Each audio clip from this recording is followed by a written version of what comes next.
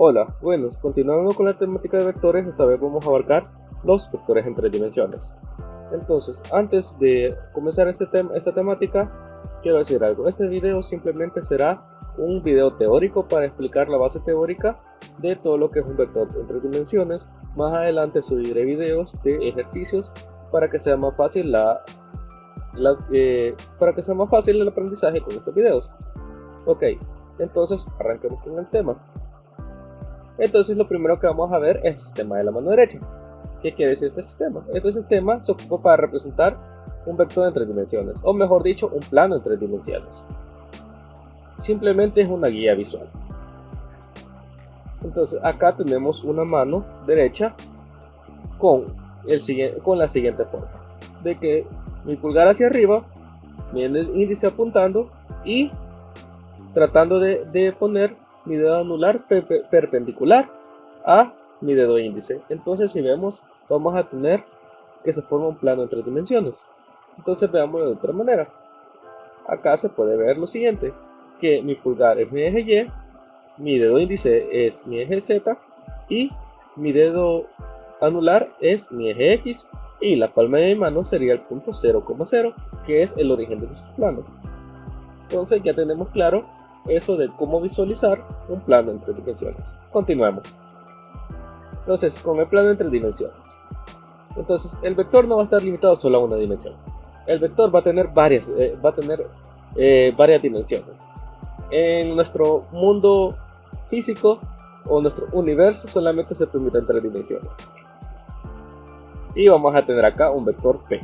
Este vector, como vemos, tiene componentes, está hecho, mejor dicho, en una cajita, y esta cajita representa su posición en el espacio. ¿Para qué se ocupa esta cajita? Simplemente es para ser de una manera más amena la representación de un vector y darle profundidad a la imagen. Entonces, el plano en tres dimensiones va a estar dividido en 8 pedazos. Así como el plano en dos dimensiones está dividido en cuadrantes, esta vez estará dividido en octantes. Acá tenemos una imagen de los octantes y tenemos el octante 1, 2 hasta llegar al 8. Así sucesivamente. Ok, entonces podemos ver el octante 4. Si lo tomamos desde un punto de vista de enfrente, podemos decir de que este octante tiene componentes positivas en Z, X y Y. Pero si pasamos al octante de abajo, al octante número 8, vamos a ver que tiene componentes negativas en Z. Pero en Y y en X las tiene positivas. Entonces los octantes simplemente es una representación gráfica de cómo está dividido mi plano. Ok. Entonces, regresando al ejemplo de la cajita, aquí tenemos que mi vector va a tener componentes en X, Y y también en Z. Cada uno de estos componentes le da altura, le da largo y le da profundidad a mi vector. Entonces partamos de las componentes rectangulares. Los vectores en tres dimensiones poseen componentes rectangulares. Y en este caso, vamos a añadir una componente rectangular en el eje Z. Entonces, si tenemos una notación vectorial, una notación cartesiana de mi vector, vamos a tener que mi vector A va a estar representado por mis componentes X, Y y Z. Como podemos apreciar aquí en la imagen, está mi vector A y están divididas mis componentes en X, en Y y en Z. Continuando, vamos a ver aquí una imagen a nuestra izquierda de que nos representa un vector en el plano tridimensional. Y se preguntarán, ¿qué es esa A, B y C? Esa A, B y C son las coordenadas en las que está mi vector en cada uno de los planos X, Y y Z. Entonces partamos a una notación vectorial. Y la notación vectorial simplemente nos sirve para una representación más fácil. Ya no tengo que poner componente A, mi componente X y todo eso, sino que solamente lo represento por la letra I, J y K. Y estas letras simplemente son para una mayor facilidad al momento de escribir vectores. Entonces, para calcular la magnitud del vector en tres dimensiones, vamos a partir de lo antes visto de los triángulos rectángulos. Entonces tengo acá mi vector A. Y como vemos, mi vector A está formado por mis componentes Z, X y Y.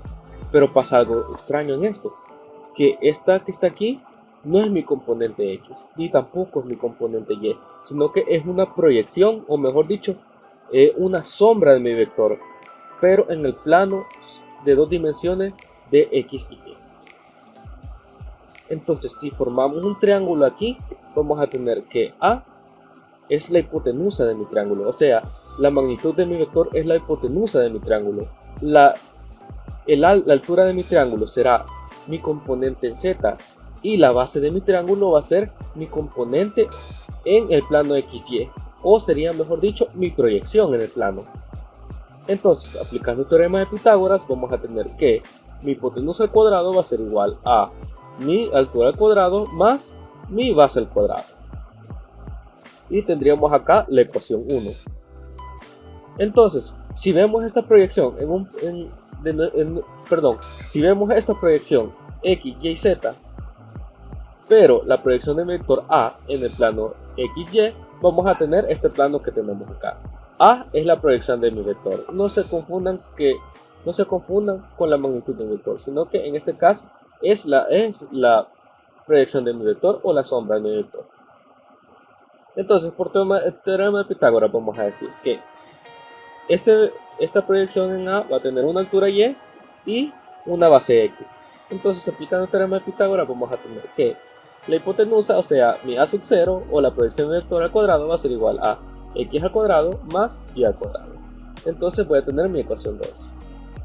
Entonces podemos observar de que A sub 0 es lo mismo en ambos lados. Entonces simplemente puedo sustituir A sub 0 de mi ecuación 2 en mi ecuación 1, obteniendo lo siguiente. Que A al cuadrado va a ser igual a X al cuadrado más Y al cuadrado más AZ al cuadrado. Entonces apliquemos raíz para tener solamente el término de A. Aplicando la raíz nos da esto. Entonces, esta sería la fórmula o la expresión matemática para calcular la magnitud de un vector dadas mis componentes rectangulares. Ok, continuamos. Entonces, la dirección de un vector. Veamos esto ahora. Un vector siempre tiene una dirección. ¿Cómo se dio en los vectores 2D? Siempre, siempre. Es una de las bases fundamentales de un vector. Tiene una dirección, un sentido y una magnitud. Pero en este caso vamos a agregar una componente extra que es la referencia al eje Z, o sea, la dirección al eje Z. Y aquí tenemos un plano y tenemos un vector representado. Entonces tenemos lo siguiente, que este vector está en el espacio y viene referenciado por una letra griega lambda o rho, dependiendo cómo se la llamemos, que me referencia a mi eje Z. Tenemos acá una referencia de mi eje X hacia mi vector, que va a ser la letra alfa, y tengo la referencia de mi ángulo hacia el vector desde el eje Y, que va a ser beta. Entonces vamos a tener aquí, si aplicamos trigonometría, vamos a hacer coseno de alfa va a ser igual a la magnitud, que va a ser igual a mi componente en X sobre la magnitud de mi vector. Igualmente con beta y rho, mi componente en Y sobre la magnitud de mi vector, y en rho z sobre la magnitud del vector. Y esto es donde parte de la trigonometría. De que aquí tengo un triángulo formado, entonces esta es la magnitud de mi vector y esta sería su componente, por así llamarla, en Y. Entonces simplemente ocupemos coseno del ángulo va a ser igual a esto. Entonces estos tres ángulos solo pueden estar referenciados entre 0 y 180 grados. ¿Y es esto por qué? ¿Por qué quiere decir esto? Porque, o sea, mi vector va a estar ya sea en la componente negativa o en la componente positiva de mi plano. Y entonces ese vector va a estar referenciado de una manera positiva o de una manera negativa.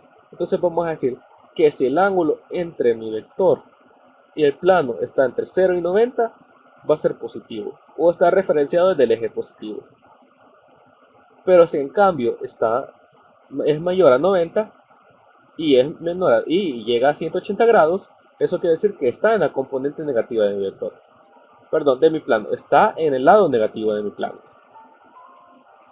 Entonces, al ser triángulo rectángulo, vamos a establecer la siguiente relación. Que a esta relación le vamos a llamar cosenos directores, que es lo que ya habíamos estado hablando. Coseno de alfa va a ser igual a mi componente en x sobre la magnitud, coseno de beta va a ser a la componente en y sobre mi magnitud, y coseno de rho o lambda, como queramos llamarle, va a ser mi componente en z sobre la magnitud. Ok. Entonces, continuamos. A través de los cosenos directores podemos encontrar los ángulos de un vector en tres dimensiones, aplicando el coseno inverso. Entonces, vamos a tener coseno inverso de ax sobre a va a ser igual a mi ángulo. Igual manera con beta y rho. Para encontrar el ángulo que está dirigido desde mi vector hacia mi eje, va a estar dominado por estas expresiones. Entonces, continuamos. Los cosenos directores cumplen la propiedad de que su sumatoria es igual a 1. Entonces tenemos la siguiente propiedad de ellos, que coseno cuadrado de alfa más coseno cuadrado de beta más coseno cuadrado de rho va a ser igual a 1. Entonces, si conocemos la magnitud de un vector y sus ángulos, podemos obtener las componentes rectangulares de esta manera. Antes de partir con esto, quiero explicar algo. Si tenemos un vector en tres dimensiones y conocemos dos de sus ángulos directores, a través de esta fórmula de coseno cuadrado de alfa, beta y rho es igual a 1, podemos obtener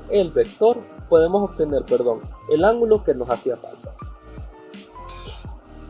Entonces, continuamos con lo que estábamos hablando de cómo obtener las componentes rectangulares a partir de los cosenos directores. Vamos a tener la siguiente cosa, que a va a ser igual multiplicado a la magnitud del vector por un unitario de a.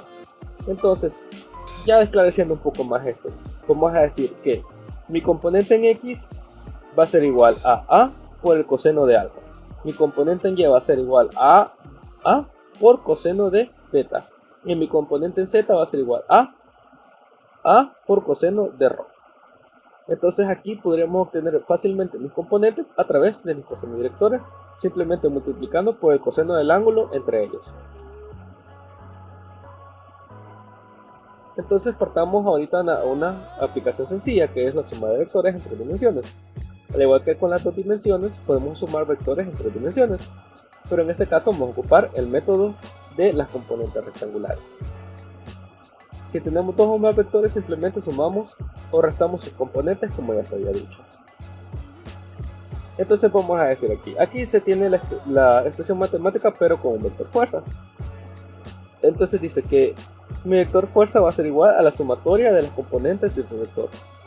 Entonces aquí tenemos que la sumatoria de mis componentes en y va a ser igual a mi componente en y, o mi componente resultante en y. La sumatoria de mis componentes en y va a ser igual a la resultante de mi componente en y, y de igual manera con mi eje z. Entonces, ya de otra manera, explicándolo, vamos a tener aquí que la sumatoria del vector a más b me va a dar un vector resultante, y este vector resultante simplemente va a ser la sumatoria de las componentes de estos dos vectores, x con x, y con y z con z. Y acá podemos ver una representación gráfica de la sumatoria de dos vectores en tres dimensiones. Entonces quiero aclarar algo. ¿Por qué se ocupa componentes rectangulares? Estas componentes rectangulares las vamos a ocupar por una sencilla razón.